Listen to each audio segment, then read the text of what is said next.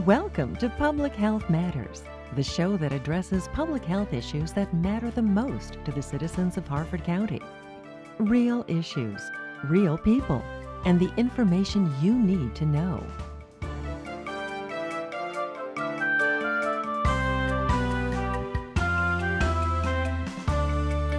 Hello, I'm Rania Nassar, Public Information Officer for the Harford County Health Department, and your host for today's Public Health Matters, the show that takes a closer look at the public health issues that matter the most to the citizens of Harford County. Today's topic for Public Health Matters is cardiac rehabilitation. We will be discussing what cardiac rehab is, what the benefits are, and who it's most appropriate for. Joining us today is Barb Hillman, Clinical Manager of Cardiac Rehab at the University of Maryland Upper Chesapeake Health, and Jim Pileska, Cardiac Rehab Nurse at the University of Maryland Upper Chesapeake Health. Welcome to our show, and thank you both for being with us today. Thank you for having us. Great. If you both don't mind just taking a minute to introduce yourself and explain what your connection is to the topic of cardiac rehab. Barb? So my name is Barb Hillman. I'm the Clinical Manager of Cardiac and Pulmonary Rehab at Upper Chesapeake Medical Center. I've been there since 2005 and became manager of both programs in 2010. Great, thank you. Yeah. Jim? And I'm Jim Pileska. I'm the Cardiac and Pulmonary Rehab Nurse, and I've been at the program 19 years now. Oh, thank you. All right, let's get into it. So let's discuss what is cardiac rehab. Our program is nationally accredited through the Cardiovascular and Pulmonary Association. It's a stringent criteria to get into, so we maintain that. We are monitored, so our patients are monitored, so we see what their rhythm is doing, we see what their heart rate is doing. We do blood pressures, before, during, and after exercise. And like Barb said earlier, we do education. We have what's called an intelligent option where they do work at home. We also give them a resource book with education as well, so to get them more equipped and more educated in heart disease. Great. So the goal of the program is really to help them have a greater understanding of what happened to them, what the issue is with their heart, but to take that information and move through cardiac rehab and address some of the lifestyle issues and risk factors that maybe brought them into the program in the first place. Give them the skills so they can address some of their issues and change their lifestyle. What is required to participate in cardiac rehab?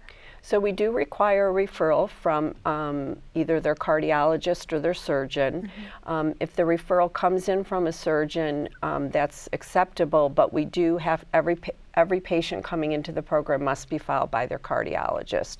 So oftentimes, sometimes this is a patient's first event. They've never had cardiac problems before this. So it's really important because our clinicians are communicating frequently with their cardiologist. We send them session reports. If there's any issues that the patient is experiencing while they're exercising, the nurse and the exercise physiologist are communicating with the physician.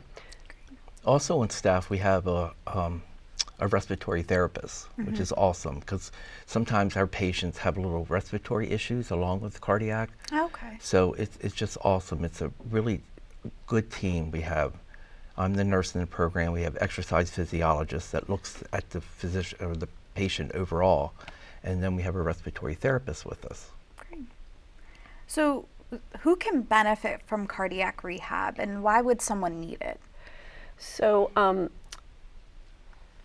CMS will approve cardiac. A lot of people could benefit from cardiac rehab, but in terms of an approved diagnosis, patients who have maybe had a heart attack, if they've had open heart surgery, valve replacement or repairs, those patients would come into cardiac rehab. Patients with heart failure, stable angina, those are all qualified diagnoses to come in to cardiac rehab. And they also approve congestive heart failure now, which that's been in the last maybe 5 years that Medicare has approved for congestive heart failure in the program. So then how soon should someone start cardiac rehab? They can start nationally. The acceptance is to start you can start as early as 2 weeks after an event. Okay. Typically, it doesn't happen within 2 weeks. Like I said, for some patients who this is their first event, they may not even have a cardiologist at this point. So okay. they follow up with their cardiologist, come into the program. Usually within 4 weeks, we can get them into the program and get them enrolled and started into the program. I've had patients call me when they're in the hospital saying, I got this brochure and I got to get in right away. And I said, no, get discharged first, follow it with your cardiologist and see if it's appropriate, and then contact us. That's great. So, Yeah. but the sooner is definitely better. We don't want a patient to probably waiting maybe like 6 months down the line. Is that correct? I think MI, it's 1 year. Okay. They have to get in within a year. Yeah. There's really ideally, and the studies are showing that to improve mortality and morbidity, the sooner patients get in and complete the program, their prognosis is better. Better, yeah. But we have had patients who maybe didn't come into the program for whatever reason, and maybe had some complications, and they come in 3 months after an event, and there's still a lot to benefit. Just getting into a regular exercise regime is really important, and then working with the clinicians and getting some of the education that they need in terms of their risk factors and understanding their cholesterol levels and what can they do to improve those numbers. So there's definitely benefit. I don't know that it's ever too late, but yes, sooner is definitely better. And we're seeing younger numbers. I mean, as far as age-wise, it's a lot more younger people are coming into the program. Right. Because of heart disease. Harford County is huge. Yeah. Yeah. And women, it's the #1 killer for women is heart disease, not cancer. So it's important to follow it with your primary care physician. And some of the patients come in, they never even had their cholesterol drawn before until now after the heart event. Yeah. So we talked about, who can benefit from cardiac rehab and, why someone should need it. Is there anything we'd like to discuss on, is there other additional benefits from cardiac rehab besides, we've had people that have a cardiac arrest right away. Any other benefits that we like to mention? Well, emotionally, psychologically, patients come in, I see anger, I've seen fear, anxiety. And what I love about cardiac rehab is that by the time they leave us, they've worked all this out. Yeah. They just gain a lot of confidence when they're in the program. And part of what we're trying to do is have them become better in tune with what's going on with their bodies. Okay. So when they're starting to have symptoms or they're feeling something, through a series of questions our clinicians ask, they learn how to evaluate their own symptoms, and they feel a better sense of control and how to deal with issues as they come up. The other benefit I think that's really important is that oftentimes patients will have concerns and they don't want to call their physician about it. They don't want to bother them perhaps. But coming into cardiac rehab and exercising 3 days a week, they're seeing clinicians, they're seeing nurses, they're seeing physiologists, and they'll communicate to them symptoms that they're having or side effects from medications, and that's a lot of information that our clinicians can give to the patient. But it's also a nice way for us to communicate with the physician. So it's really a benefit, I think, to the cardiologists and the physicians. We often tell them, why don't you circle back with your primary care physician, you should follow up with them, or this is a symptom you should call your cardiologist about. So they're really getting medical care 3 days a week. Wow. And that makes a big difference. We're the eyes and ears for the physician, and they love it. Yeah, and I'm sure They that love just really kind of closes in that whole continuity of care, making sure that they see you and then they're going back to their doctor, and that the communication as well. Yeah. That's really important. So we talked a little bit, about how cardiac rehab can help. What are the benefits? But who's really involved in in cardiac rehab? Like, what positions are going to be with the patient and helping them? Well, like I said, I'm the nurse in the program, and then we have exercise physiologists, and their master's prepared, and then we have a respiratory therapist on staff. We utilize, cardiac rehab is a very, programs throughout the country have multiple disciplines. You know, some programs have a dietitian. We don't have a full-time dietitian, but we work very closely with the dietitian at the hospital or the diabetes educators at the hospital. Some programs will have physical therapists who are working within the program. And again, we don't have that on staff per se, but we have a large program right at Upper Chesapeake. So if a patient is having some issues, we can communicate with physical therapy and kind of work through some of those issues as well. So it's a multidiscipline approach, and we, like Jim said, we're fortunate to have 3 different disciplines working, and everybody has overlapping expertise, but also everybody has different strengths, and so it's really a group think kind of session that's going on. Like I had a participant who is not well versed on his inhalers because he had some respiratory issues. So I called Kim over, and you know, can you walk him through it? And so it's just great. Yeah. And they feel so much better when they leave. It's really great to see the patients. They're just lovely. You know, they feel more confident. And we had one that graduated Wednesday, and she said, I was kind of hesitant, but I'm so glad I did this because I feel so much better now. That's really good. I mean, I'm sure that after, you know, having like a cardiac arrest or having some type of cardiac issue can be scary to the patient. So to know that there are, you know, these benefits with cardiac rehab if they enroll right away, I mean, you've mentioned so many, it's really important. And I can imagine maybe some of the hesitation from just going through something so scary. But it's great that, you know, there is an option where they could feel more confident probably again. Well, and like Jim said, frequently we do hear patients who don't really want to come into the program and they're hesitant, and I don't know if it's misconceptions, but you know, we take patients where they're at. So it's really not about other people in the program. It's like, where are you at as an individual, and what can we do to improve your status? So you don't have to be an avid exerciser. Some people never exercised at all before they come into the program.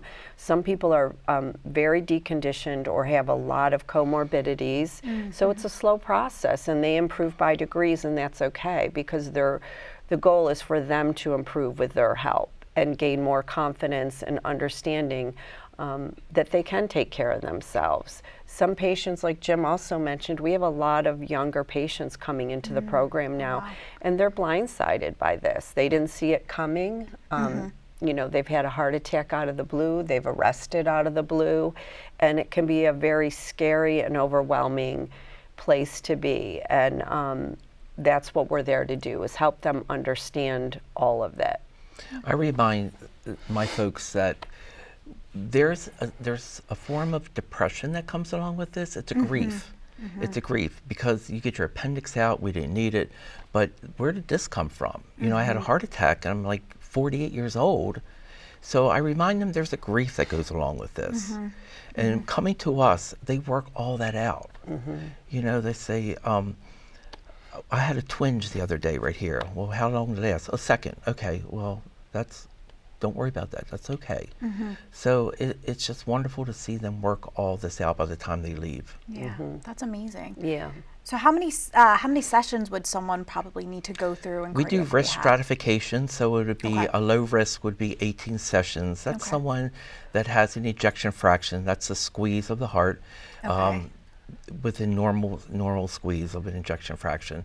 If they're exercising already before they came into the program, there is low comorbidities, they could be 18 sessions. Moderate would be 24 sessions, and a high risk would be 36 sessions. And 36 sessions with somebody very deconditioned, they may have a low ejection fraction, maybe clinical depression, so they might be wearing a life vest. Those folks would probably be 36 sessions. 12 weeks. So according to the CDC, about 800,000 people in the United States have a heart attack each year. About 1 in 4 of those people already had a heart attack in the past. So what can we do to lower our risk of heart disease? So we want to start addressing those risk factors, you know, and smoking cessation is a huge one. It's really damaging to your heart, and it's a difficult one to stop, you know, but that's an important risk factor. Healthy eating, you know, decreasing your cholesterol and your fats in your diet is important. Jim mentioned stress. Stress, control of your hypertension. If you have blood pressure, make sure your blood pressures are in control. If you're diabetic, make sure your blood sugars are in control. Trying to think what else would it be. Healthy eating, limit your fat, and know your cholesterol numbers. You know, like I said, some folks come in like I never had my cholesterol checked before, Right. and so now you do. So yeah, I tell the folks, your HDL, remember that's healthy, happy, high, and LDL is lousy. So you know, just know your numbers. I love that. It's such an easy way to Yeah. remember that. And follow up with your primary care doctor. You know, do annual checkups Yes, and follow up and be open. You be open with what symptoms you're having. You know, my mom, may she rest in peace, like I would go with her and she was like, don't say anything. I said, the more you give the physician the information, the more they can Right. figure this out. Right. It's like detective work. Yeah. And I think it's really important too, like, you know, just telling people before you go to your doctor, take a paper, write down all of your questions. Yeah, that's really important. Yeah. Yeah. Because when that door opens up, it's like it goes out. Yes. They forgot. It's like, oh, I forgot. Yeah, because again, they might be anxious. Like you said, they might be nervous about asking them questions. So just, you know, write everything down and making sure you Right. bring that list. I think another thing that's really important is that if, you know, you are doing your blood pressure at home or you're checking your numbers, write those numbers down for Yeah. the doctor. Make sure that they have maybe a record of your blood pressure the past, you know, Right. few days. Information like that, I think, is so important to bring to your It doctor. definitely is. So I think like continuing to educate, you know, our community about how important it is to really care about your health in those ways, I think is really important. Medication compliance is very yes. important too. Yes. You know, take your medicines as prescribed. Don't stop on your own. Discuss with your physician if you're having side effects. Communicate. And yeah. pharmacists, I love pharmacists. You know, that's the last free information you're going to get from a professional. So I love pharmacists. So talk to your pharmacist if you're having side effects. If the pill's too big, ask if it comes in liquid. You know, they can help navigate that. Right. And follow what your physician tells you. I think too, we talked a little bit about, you know, tobacco and smoking and how important it is to stop smoking. We know that tobacco is just the #1 cause of so many things. And unfortunately in Harford County, we see that we still have such a high number of adults who still smoke cigarettes in the county. We're really grateful though with, you know, the resources from the health department, the resources from the hospital. There's so many amazing tobacco cessation opportunities in the county that, you know, we need to continue to push so that people can take advantage of it. But and I think it's still people an have to issue. not give up because Yes, smoking is very difficult, but it doesn't mean you can't do it. It doesn't mean if you've tried 4 times and you've started again that you can't make it on the 5th. You just have to keep trying, and that's one of the most important things. I know a person that gave up smoking, and the money that they were spending on cigarettes, they went on a trip after a year. The money they saved. Right. And it is difficult a habit to give up. It really is. So what are the symptoms of heart disease and what should we look out for? Well, shortness of breath. If all of a sudden you have a new onset of shortness of breath, any angina or chest pain with activity is certainly alarming. Women's symptoms are a lot different than men's. Men have the classic ones. Women, it could just be fatigue. You come home from work and you're just drained. You don't know, your legs feel heavy and you just, it's like you could have indigestion. I've known people that just kept taking Tums because they thought it was indigestion when it was really heart disease. Or pain in the back. A lot of women experience pain between their shoulder blades. Oh, okay. And you know, we've had women who thought they had the flu and they were fatigued, or they've been to an orthopedic because they think something's going on with their back, and it turns out to be cardiovascular. I think it's also, oftentimes we hear patients say, I I just had a gut feeling, and I think that you have to really trust yourselves. Yeah.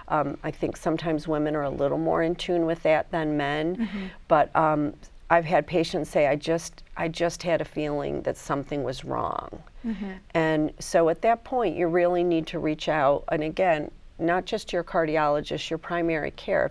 If you don't have a heart history, a history of heart problems, like your primary care physician is the quarterback. They're looking at the big picture of you, and they can refer you out to specialists as needed. But I think you trust your gut, trust your instincts, and you have to be your own advocate and look out for yourself. Yes, that's important. Yeah. What are some things that people can do at home, or what lifestyle changes can people make to improve their cardiac rehab or just supplement their cardiac rehab? Well, we like them once they graduate. I tell people in the beginning, coming Monday, Wednesday, and Friday, for some folks that are deconditioned, that's enough. When you build up your stamina, you want to do something on your off day, you can walk. What I tell the folks in our program, you can do, when you graduate, you can do just about anything you want, except you can never shovel heavy, wet snow. Okay. Done. That's done. That's considered like heavy weightlifting. If you're not a heavy weightlifter, you don't do it. I'm sure people are happy to hear that one, though. But walking is a great exercise. It costs nothing. It's the best exercise. It is. Yeah. It is. It's weight bearing, so it builds bone mass. So it's great. And there's a lot of studies showing that I think people just need, it's not all or nothing. Yeah. People need to take a lot of small steps, and they can add up to bigger steps. So, I mean, a lot of studies are showing just a 5-minute walk after you eat can decrease your blood sugar and help stave off diabetes. So really, like, just trying to make small steps of eating cleaner, maybe less processed food, not going out to restaurants, doing more of your own cooking. Little steps like that can make a big difference. You don't have to be a runner. You know, you don't have to be a power walker, but just get outside more, be more active.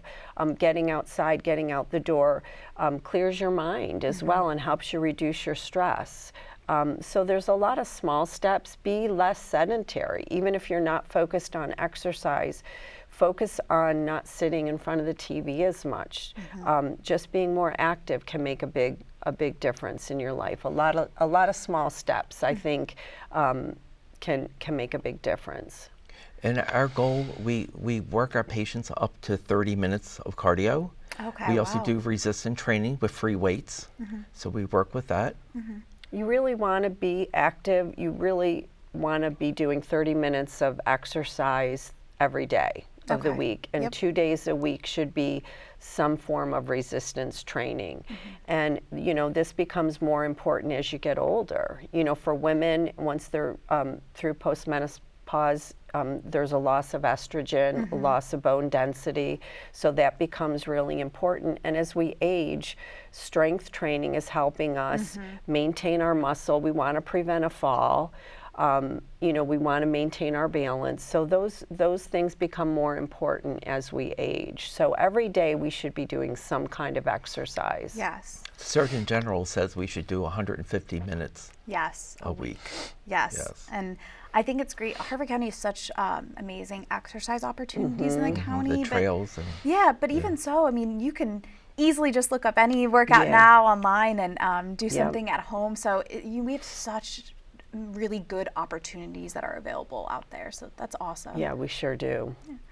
Is cardiac rehab an individualized approach? Yes. It is. So, because I tell the folks, everyone is different with exercise. When they come in their first day with us, we do an exercise tolerance test with them just to see where they are. So we do their prescription plan for them. So when they come their second time, they don't have to say, you know, what equipment do I get on? We set that up for them. And I undershoot, so I make it really easy for them, so they just feel comfortable. Oh yeah, that's a good thing. So they don't get scared away and not come back. So yeah, it is individualized because everyone's different with exercise. You have folks come in and never exercise in their life, and now we're telling them you got to exercise. And we're conservative. I mean, we try to gradually progress them so that they don't do too much at any one session, and they gain confidence. And you know, we can the clinicians are able to kind of see what's going on with their blood pressure and look at the monitor and see how they're adapting, how their breathing is. So we're conservative, but we really want to push them when they're in their session and in their program, so they can translate that to their daily activities and what they're doing in the real world. It's scary, the folks that don't go through cardiac rehab. Like my dad was never referred. You know, sometimes physicians refer them if that was their training. Sometimes the physician refer themselves. I mean, the patients refer themselves. You know, my cousin went through this, and my neighbor went through this. And the folks, I had a woman, I did her exercise tolerance test, and her blood pressure was extremely high. And so I ended the test, and she said, well, I was going to go home and work on my cross trainer. I was like, don't do that. So the folks that don't go through the program, they don't know what their blood pressure is doing. Yeah. So we monitor with exercise when they come into the program, when they leave. So before we leave, I just want you both to take a second to just explain what resources are available in Harford County for someone who may need cardiac rehab or is looking to learn more about it. So if they can go on the website at Upper Chesapeake Medical Center, and the resources would be there for cardiac rehab. Great. They can call us at the cardiac rehab department, and we're happy to answer any questions that they have and give them a better understanding of how the program might work for them. Great. Is there anything else that you both would like to add for today? We also have pulmonary rehab on Tuesdays and Thursdays. Okay, great. Which is helpful for the folks that have pulmonary issues. Right. Great. Thank you for having Thank us. you. It's really been wonderful to share our program with you and give information. Well, that is all the time we have for today. I would like to thank my guests on today's show, Barb Hillman and Jim Pileska. And if you'd like to learn more information on cardiac rehabilitation, please refer to the resources page after the show. And join us next time for another important health issue that matter the most to the citizens of Harford County. Thank you so much for watching.